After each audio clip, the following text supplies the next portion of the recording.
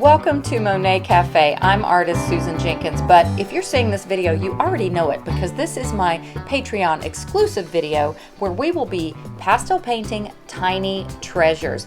This is not only fun, but very beneficial. You're going to love all the things you're going to learn from this exercise. So again, this is the Patreon version, and I've got to do a personal thank you to you guys because you have allowed me to be able to buy this new iPhone 11 Pro Max. I don't even call it a phone, I call it a camera because the video quality of this is not only so much better, but it makes my life so much easier in filming and uploading things to my MacBook Pro computer. So, oh my goodness, thank you guys. The videos from here forward are going to be better because of patrons like you. I just appreciate you so much. All right, let's get on with the video. I'm starting out with 6 little artist trading cards. Now, what are artist trading cards? They are basically small surfaces for painting that are 2.5 inches by 3.5 inches. Of course, you can use them vertically or horizontally. They come in different colors. These particular ones that I'm using are by Colourfix. It's a company, Art Spectrum's the company, and the paper or the surface is Colourfix. I didn't realize Art Spectrum was in Australia. How neat is that? I'm going to provide a link to where you can get these. I had a hard time finding these actually. I've had these for a while, but I'm going to put a link in the About section. Now keep in mind, you don't have to use particular artist trading cards from a company. You can make your own. These are some that I made with Sennelier Lacarte pastel card. Well, except for that one. I'm not sure what that one is. I have another video on painting small where I describe how the whole history of artist trading cards came about. They're officially called ACEO. That stands for Art Cards Editions and Originals. Later in the video, I'm going to be showing you how you can even get these nice little clear bags that I use often. I actually use a different company, but I'll be showing at the end of the video how to put your tiny works of art, your tiny treasures into these and some other goodies as well. Now, here's a really fun part about this painting project that I did. I decided to take my little grab bag, I call it, of reference photos. It's images I've printed out over the years, and I have a bigger one too, but I just thought, let's just paint whatever we pull out of the grab bag. So I literally take images and randomly pull them out and just paint them. What does this do? It causes you to be spontaneous, and it also helps for you to not have to spend so much time searching for a photo. And sometimes we pick our personal preferences when we should probably paint some things that are a little out of our comfort zone. So that's why this grab bag reference photo process is going to be neat, and I highly encourage it. Okay, so I actually will talk a little bit about the painting process here, but I wanted to say try the spontaneous grab bag approach and also try to limit yourself to 10 or 15 minutes with each of these. And that's going to keep you spontaneous and not to get too fussy. And what this exercise does is it really helps strengthen the things that are the strengths of painting, which is keeping it simple, big shapes, less detail, especially at the beginning, focusing on values, getting your composition right. So this is an excellent exercise. And you know what? If they don't come out exactly great, just toss it aside and try another one. All right, so time to talk a little bit about this painting. This first one, as you saw, I just pulled it out of the grab bag. I've got various pastels of different values. I actually had some pastels left over from another project, so I just sort of used them and added as I went. I used, at the beginning, you saw where I used a little new pastel. It's the little harder pastels to just get in a simple composition and value study. And now I'm basically just working on the big shapes and the values. You see the darkest value, if you look at the photo and squint, I mean, you don't even have to squint, you can see it's the trees. And the road is actually pretty dark too, even though I kind of lightened it up. I wanted it to look a little bit more like the moon and the sky was kind of reflecting down onto that road. I think I darken it later. Yeah, I do. I'm doing it right now. So I give it a little more of a darker value to make it a little bit more accurate, but I still like that little bit of moon glow on it. Now, notice for the moon up there, I just just gave, you don't have to draw an exact circle for a moon. As a matter of fact, sometimes when you do, they look a little bit amateurish if they're just too perfect. And again, look at these big old chunky pastels that I'm using for this teeny little surface. What does that do? It keeps you focused on the big shapes. I can't get too detailed here because the pastels are so darn big. But anyway, so again, as I stress often in my videos, in pastel painting, it's also similar in acrylic and oil painting, we typically work dark to light. Now that's not a hard fast rule that can never be broken. I mean, sometimes you can add some light in before dark, but if you're going to be building up a surface, oh, if you're hearing a sound, that's my dog Jackson drinking water next to me. You see these trees, how I put down the dark values first, and then I'm gradually adding until I finally at the end get to the lightest values that they're the tops of those trees. So I work a little bit more on this one, and I don't want to overdo it or get fussy. Oh, there's my purples. You got to add some purples. Well, you don't have to, but I love purple. I think it just makes the greens come to life when you add it in the shadows. I don't always add purple, but it is kind of my go-to color. I don't know. I just love it so much. See, I even put some purple in the road. See how that kind of made it more lively? And I decided to add, notice in my reference photo, it was this interesting time. I live on this road that literally, when I leave my house faces north, so the road is like east to west. And so I was driving toward the sunrise or the sun set, but the moon was out. So I had this beautiful reflection on the trees of this glow of the sun. You see where the sun is kind of by the clouds, and it was kind of coming over onto those treetops onto the left, and a little bit onto the right. Paying attention to the source of light, where it's coming from, is huge in getting professional looking artwork and paintings. Now I happen to kind of like the chunkiness of this, and I noticed, see that green I put on, that was too light. It was just gonna not look right. It's nice sometimes to add the teal blues in the distance. It gives the illusion that things are further away. Noticed it's not in the photograph that way, but it's kind of a little trick you can do in art. Push back those trees with some cooler greens, more leaning towards the blues or teals, and that usually does that.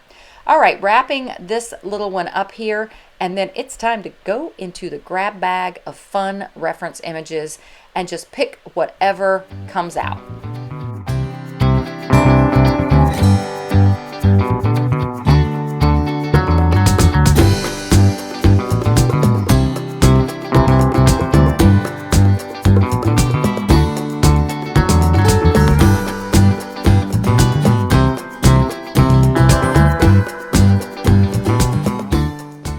This is actually an image I used before, but I decided to just go with it. There were a couple later that I continued to choose ones that I'd done before, so I decided to just toss them and pull out a fresh one. So here we go again with the simple beginnings. For all of these I use the same, it's almost a super dark green new pastel, and if you're not familiar with what I mean by new pastel, it's spelled N-U pastel, and I believe it's made by, gosh, I've used so many names I can't even remember.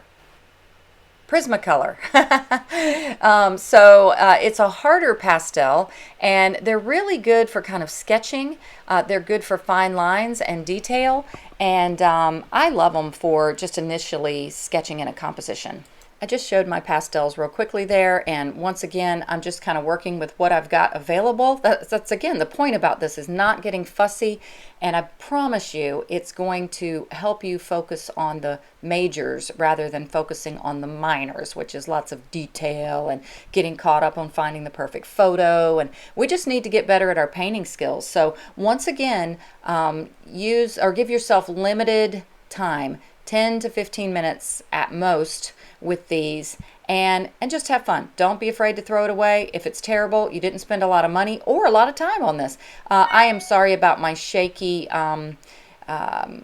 camera. It's actually, like you saw, it's the new iPhone 11 Pro Max now. And you see how the color of this is much more consistent. I know you're probably not going to bring up an older video and compare it, but oh my goodness, it is so much better. I'm using my ring light that you guys helped me buy, and I was using that with my big heavy Canon camera. The Canon camera is great, but I don't know, it just wasn't working great with that ring light, and it was bulkier. I had to literally take the card out every single time, put the camera card into an adapter to put it into my computer. Whew, this video making is a lot of work. But now, because I have the iPhone 11 and the MacBook Pro computer, I literally just airdrop my files. So it's so easy and so much faster. Thank you guys so much.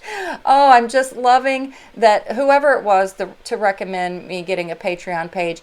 I have a real hard time receiving. I just love giving and giving this art, and you know, my husband and I work hard in our other businesses. I would actually, a real goal of mine, would love to be able to not have to do my other business, which is a bookkeeping business, and just be able to do this more, travel, come see you guys where you live. So maybe that's a future goal with the whole Patreon thing, but it is allowing me to achieve some artistic goals that I would have never done this if it hadn't been for you guys suggesting it. So thanks again. I'm going on and on. Anyway, I'm just adding a little bit of shadows. There's my purple again. And with reflections, you probably noticed whatever is above, you want to put below in the water. You want to carry it down. It's kind of like a mirror image. Sometimes you can turn your painting sideways if you're not real good at bringing the same shape down into the water. Now I'm just adding some of those lighter greens. If you look at the reference photo, you can see there are some lighter greens kind of on the tops of the trees and on some of those grasses. Again, keeping it simple. I thought those teals, some teal blue would look good a little bit more in the shadowy areas. And again, bringing a little bit of that down into the water. And then finally, I'm using my finger. Forget using pipe foam insulation like I use to blend sometimes. It would have been way too big with this. And I think, oh yeah, I'm again adding a little bit of those oranges. Remember, warmer colors like reds, oranges, yellows are typically in the foreground. We lose the ability to see warm colors as distance increases with perspective. It has to do with the atmosphere getting in the way. So colors cool off and fade out in the distance. Purples and teals are usually better to use in the distance, and cooler greens rather than warm greens or warm colors in general. So same concept. You saw I worked dark to light. Now I'm defining a little bit more of an edge there to some of the banks of the shore or the grasses, because I'd kind of lost them. And really just little subtle things like that is pretty much all you need. I think I'm about to wrap this one up. I wanted to mention too that notice I got the reflection of the sky, and here it is. I'm using that kind of periwinkle blue color. I am glazing it so lightly over the surface of the water horizontally, and you see how it just gave it that little sheen over the water, and that is a really neat way. You do that after you've done your shadows and your reflections in the water. You see how that just looks like a kind of a little glossiness over the water. All right, grab bag time again.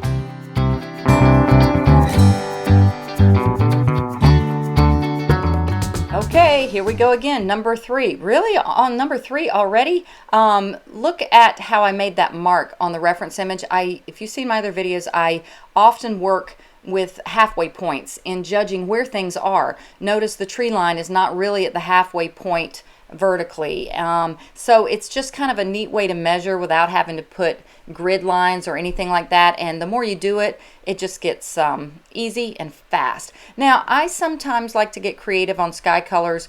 Didn't want to give this just the typical blue sky.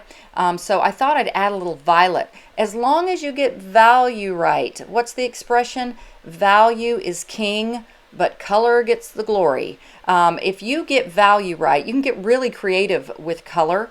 Everybody thinks it's all about color, but it's truly with professional art, you're going to see the very accurate values, and color can get more creative as you go. As you see, as I'm doing right here, I don't see all those teals or those purples in that field, but I'm getting, if you squint your eyes, I'm trying to work. Notice the trees are the darkest, the sky is definitely the lightest, and I'm giving it a little more mood, of course, than just the light blue and some of those white. I might add some of those white clouds later, I don't remember, but I'm trying to keep those values correct. I do end up making this warmer, but these are kind of my underneath colors. Again, working dark to light. Now I know that sky is light already, that's why I didn't put a dark down, so it's okay to put your sky in early. And as a matter of fact, it's a good idea because the sooner you can get relationships between your darkest and lightest value, the better, because your painting overall is going to have correct values. That's a longer discussion. I could get into that, but it's really good to kind of get an overall working of your painting before getting into details. Now I decided to add some of these warmer colors. One of them was a little rosier, and then I started working on some that were a little more orange. Now I saw those little chunkiness in the grass. It almost looked like kind of lines or something, but I think it was a combination of two different types of grasses growing, and I noticed that band of it in the distance. Now remember how I said things cool off in the distance? Sometimes with fields, though, you notice those fields in the back, I just kept them that warm color, that not too dark of a yellowy, mustardy, I guess I should say, value, and that still works. Notice those distant trees I have are kind of a purple and a teal back there, and it really pushed them back. Now I'm just using that, like I said, to get some of the an idea of the clouds. I'm not trying to get them so detailed. The whole point of this thing is not to get too detailed. So again, I'm speeding this up, I think just a little bit, but you can still get the idea. And also, if I slowed it down, all of these would have taken a long time, but individually each of them is only about 10 or 15 minutes, if that. All right, so there's number 3, and guess what that means? Grab bag time. Here we go, time to pick out number 4.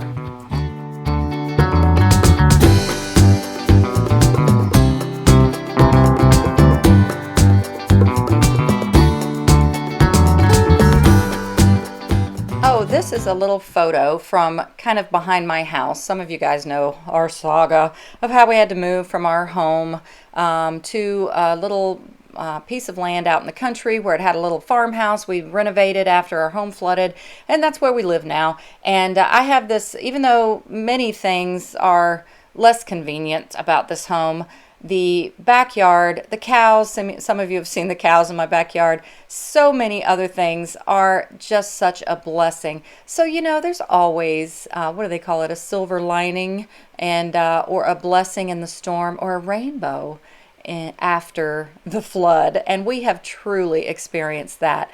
It was a huge inconvenience to our life financially and time and all of that, but it's ended up becoming such a blessing in so many ways. So this is just one of the times I go out to feed the cows, and now that I have my iPhone 11 with the great camera, I'm going to get even better pictures. But I do recommend, again, I work online a lot with or on my iPad with reference photos, but I like the real photos too. So I recommend printing them out and making yourself a little grab bag. Now, real quickly, let me mention, notice how to put down that dark orange. That looks kind of like, whoa, why'd she do that? Well, I know, remember dark to light? Well, this sky has got a beautiful yellowy orange glow. Now, I know it's not going to end up being that dark in value when I'm done, but I went ahead and put down a little bit of a darker orangey color because I'm gonna lighten it up, and that orange will kind of glow through as I do. So there's a little tip about painting sunsets. Sometimes get a little dramatic with the color to begin with, because as you add pastels on top, it'll peek through as you lighten the value. Now again, I took that tree in the back that I'd started kind of darker and purple, and I made it a little bit more teal. It's still kind of dark, but it's not going to be as dark as these trees in the front. And I sometimes fiddle with the composition too. If I feel it could be more dramatic, that's why I kind of played with pushing those trees back a little further. It'll be more obvious as I paint. Now I thought I would keep some of these clouds. I didn't know if it was going to make it a little bit too complicated or busy in such a tiny photo. I end up softening them a lot more at the end, but the same thing applies. I can get those darker values down and soften them up, lighten them up in value as I add layers on top of them. You don't want to overlayer by any means, but This Colourfix Art Spectrum paper, by the way, you can get it in big sheets too, of course, but this has a pretty nice tooth to it as well. And by the way, Art Spectrum is the same company. Like I said, they're in Australia. Shout out to all of our Australian members and patrons and everybody. We've got a great following from Australia. But they also make a product called Colourfix Primer, I think it's called. I've done videos on this where you can make your own pastel surfaces. It's literally a liquid or a pasty kind of material with sand in it, and you can paint it on matte board, gator board. I think I've even done it on watercolor paper, and make your own pastel surface. It comes in different colors as well, so definitely check out the Art Spectrum company. And here's the final painting of the sunset, the big sunset in my backyard on a tiny surface. And now you know, is this getting monotonous? Grab bag time! Oh, this one's a photo that is actually not my photo. It's from Paint My Photo, pmp-art.com, a great place where you can get copyright-free reference images. I apologize, I skipped or missed some of the footage for this particular painting. Oh my goodness, my life gets pulled in so many directions. Currently, I'm renovating a home with my husband, and I am literally pulling up carpets, and I can definitely say we are never bored. Again, I apologize for missing some of this footage, but here we go. I am now adding, again, working dark to light, even with flowers.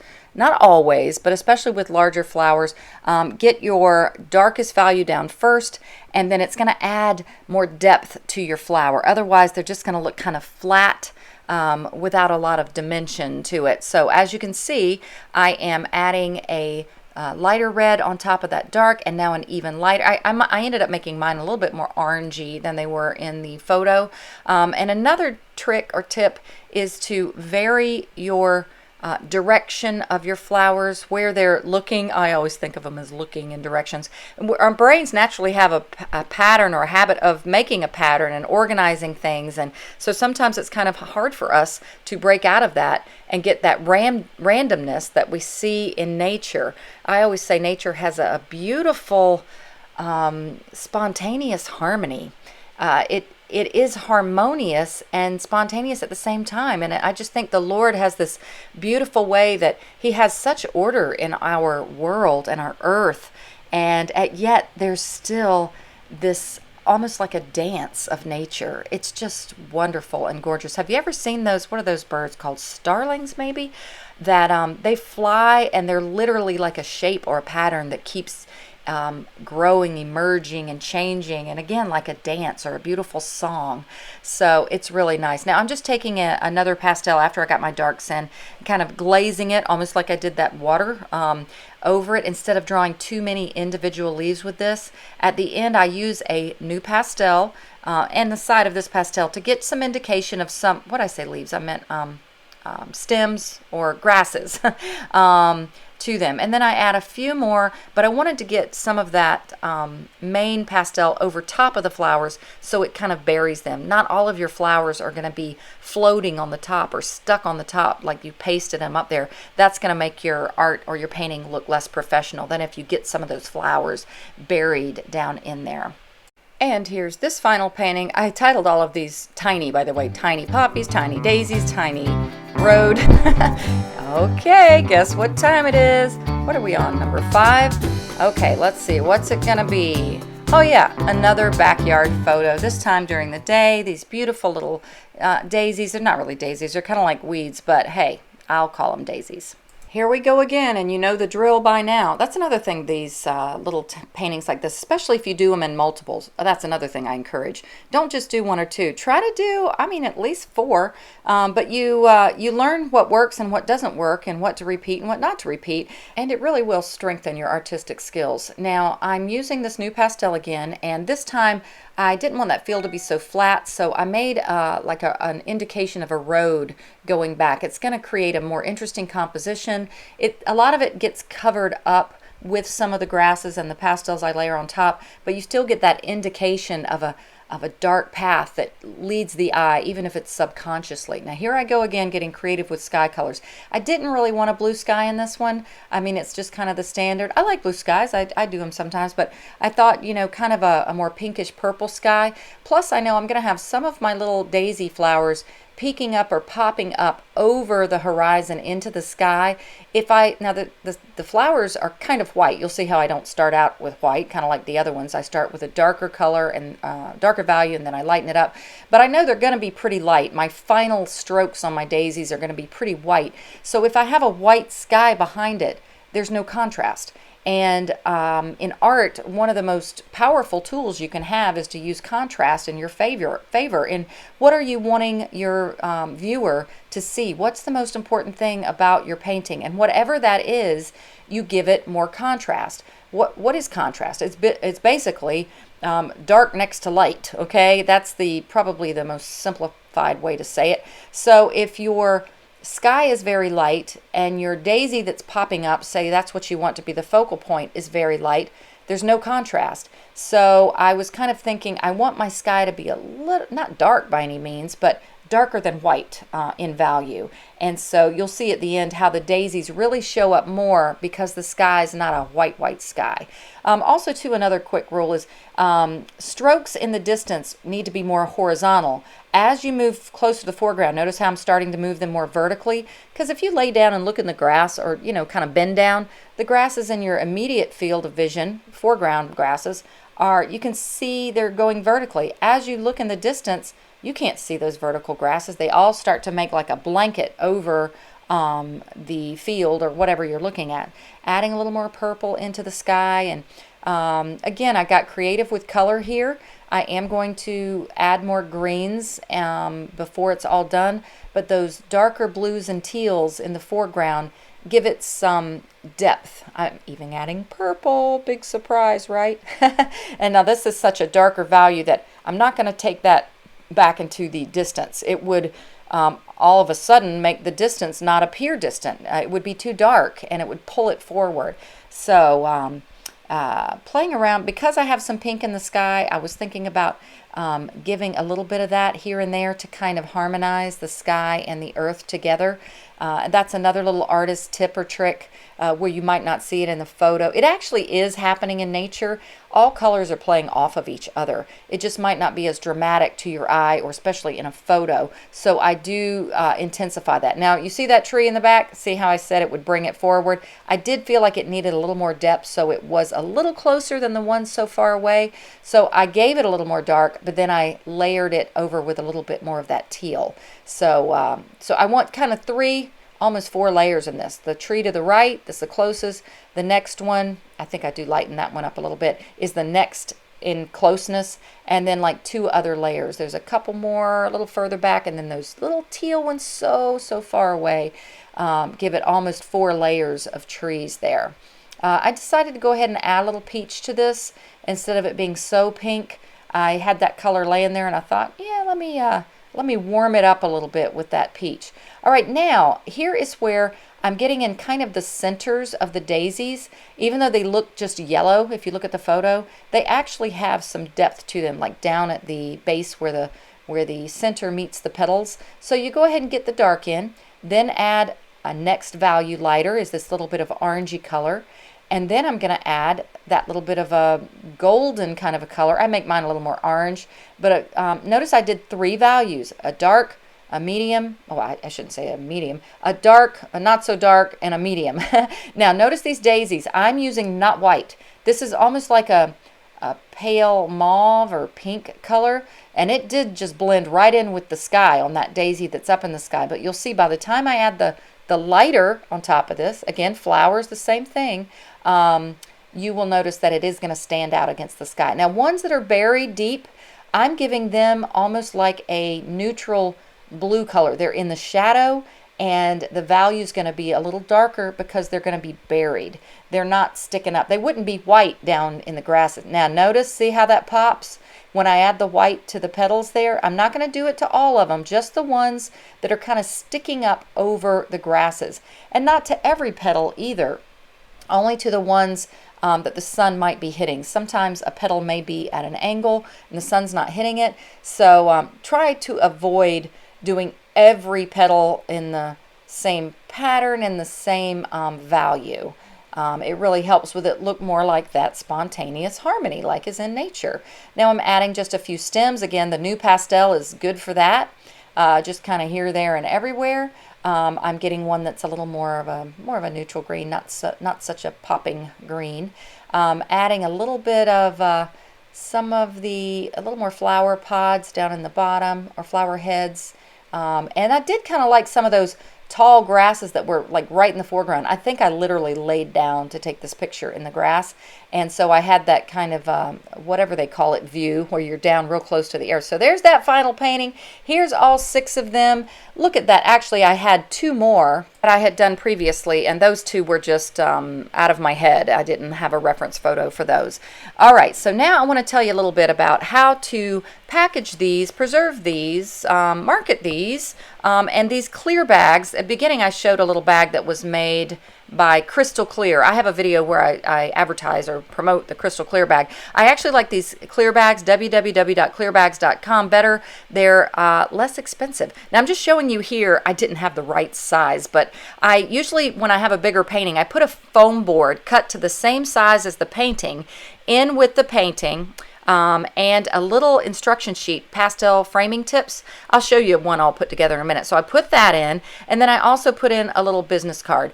By the way, I have my Monet Cafe business cards done by moo.com, like a cow. That's appropriate for me. I love my cows. And when I have the foam board cut to fit, you can close the bag up, and the painting is on the opposite side. So here's one that I've already done. There's the painting, the foam board cut to fit. You can take them in and out. That's what's so neat about this little adhesive. Also, this one I had a magnet on the back, because sometimes I like to stick them up on my magnet board. If you ever have an art show or anything, those are kind of a neat way to put them up like that. And here's another neat little project or product I had to show you from clearbags.com. They make these little cards. You know how I just did a video with the snowmen? I'm sorry, this one got kind of stuck. It has this actual little adhesive right there where you just peel it back and it keeps it closed for you. So you can slip your painting in one of the clear bags like I just demonstrated.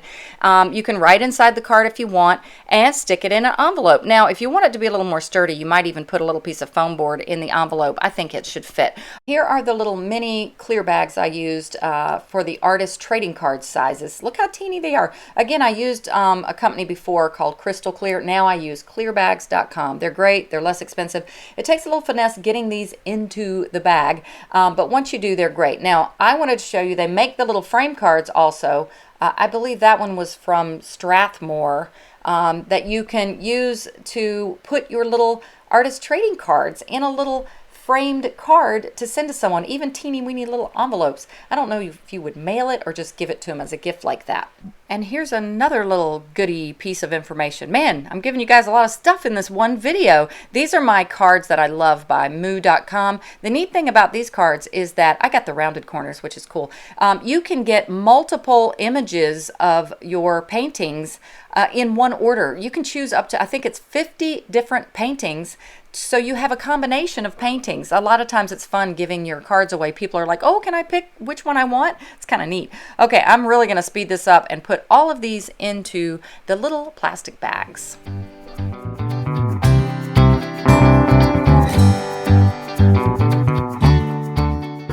Here's where I mentioned that I had forgotten to sign them, and I'm using a new pastel, and you've got to sign so teeny with these. I never like signing my paintings, really, because I'm a lefty. It's a little awkward. I don't paint the way I write, but anyway, so little teeny signatures, and I also forgot to include, I like to put a title.